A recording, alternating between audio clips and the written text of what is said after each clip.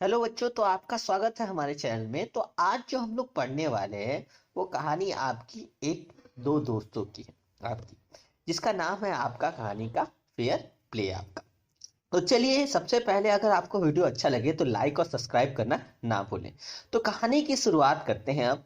तो यहाँ जो कहानी की शुरुआत होती है वो दो दोस्तों से होती है। एक का नाम रहता है आपका जुम्मन शेख और दूसरे का नाम रहता है अलगू चौधरी, जिनमें बहुत ही अच्छी मित्रता रहती है।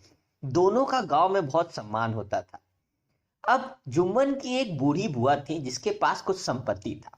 उसने उस संपत्ति को जुम्मन के नाम कर दिया था, लेकिन उनकी शर्त ये थी कि जुम्मन उनकी ठीक तरह से देखभाल करता रहेगा।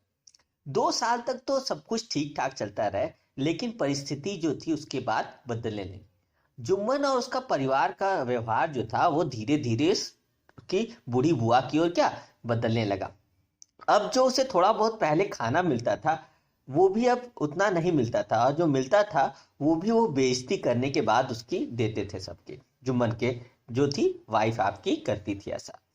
आखिर में उस जो बूढ़ी उसकी बुआ थी उसका सब्र का बांध टूट जाता है, और वह जुम्मन से कहती है कि मैं तुम पे बोझ नहीं बनना चाहती, इसीलिए तुम प्रति माह मतलब हर एक महीने जो है मुझे कुछ धन दे दो, ताकि मैं अपना चूल्हा अलग कर लूं और मैं अलग खाना बनाऊं और खाऊं पीऊं। जुम्मन ने फिर उसने बुआ को कहा कि मेरी पत्नी जो है वो अच्छे से घर ढंग चलाती है, ठीक है, आप मैं ऐसा नहीं करूंगा। तो उस बूढ़ी जो बुआ थी वो परेशान होके ये फैसला की कि वो ग्राम पंचायत में जाएगी, आपका मतलब पंचायत के बीच बात को ले जाएगी।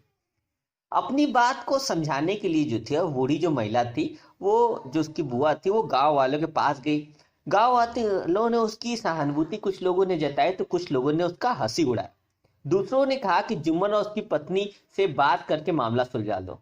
अंत में जो थी आपकी उसकी बुआ वो अलगू चौधरी के पास गई। उसने वृद्ध से कहा कि वह जुम्मन के खिलाफ नहीं जाएगी, ठीक है।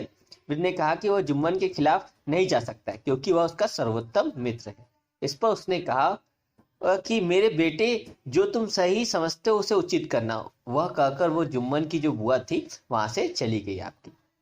अब जो था अगले दिन जो था एक पुराने बरगद के पेड़ के नीचे जो थे पंचायत आपकी बैठी। जुम्मन बोला अपनी बुआ से कि तुम्हें जिसे पंच चुनना है उसको चुन लो। अब जो उसकी बुआ थी उसने बूढ़ी औरत ने यह जानते हुए भी कि अलगू चौधरी जुम्मन का पक्का दोस्त है, उसका नाम का प्रस्ताव किया, मतलब उसे चुन लिया आपका क्या पंच के रूप में। इस बात से जुम्मन तो काफी खुश हुआ। उसने सोचा कि उसका जो मित्र है आपकी सर्वोत्तम मित्र है सबसे अच्छा, और अलगू उसके विरोध कभी नहीं जाएगा। उसे खुशी का कुछ ठिकाना नहीं रहा। लेकिन कुछ ही देर बाद उसका ठिकाना क्या हुआ, खुशी का ठिकाना गायब हो गया। अलगू चौधरी ने बूढ़ी औरत के पक्ष में क्या कर दिया, निर्णय कर दिया। उसने कहा कि पंच के दिल में परमेश्वर का निवास होता है। इसका मतलब पंच होने पर कोई भी व्यक्ति न्यायपूर्ण और उचित होने के लिए बाध्य है। परंतु जुम्मन जब फैसला उसकी बुआ के हक में हुआ तो उससे काफी नाराज हुआ, और दोनों की दोस्ती के बीच की डोर जो हुई उसके बाद क्या हुई, टूट गई। इस घटना के बाद जो था उन दोनों को कभी भी गांव में साथ में नहीं आया।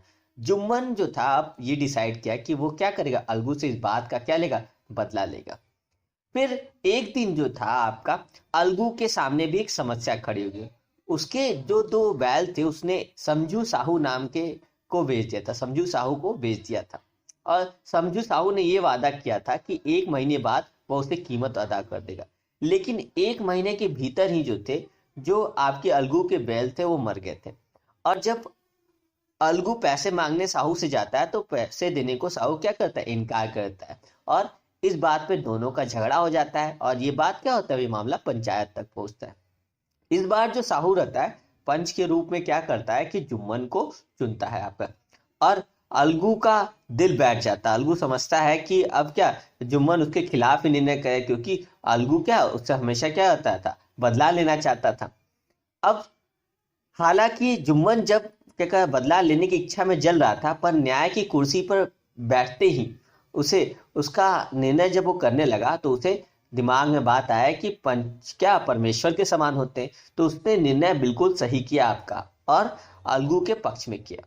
अलगू का खुशी का ठिकाना नहीं रहा। वह चिल्लाकर बोला कि यह पंचायत और न्याय की जीत है। उसने कहा कि पंच के दिल में जो है परमेश्वर निवास करता है। फिर दोनों दोस्त जो थे एक दूसरे के गले मिले और रोने लगे, और अपनी अपनी गलत फैमिलियों के लिए माफी मांगी।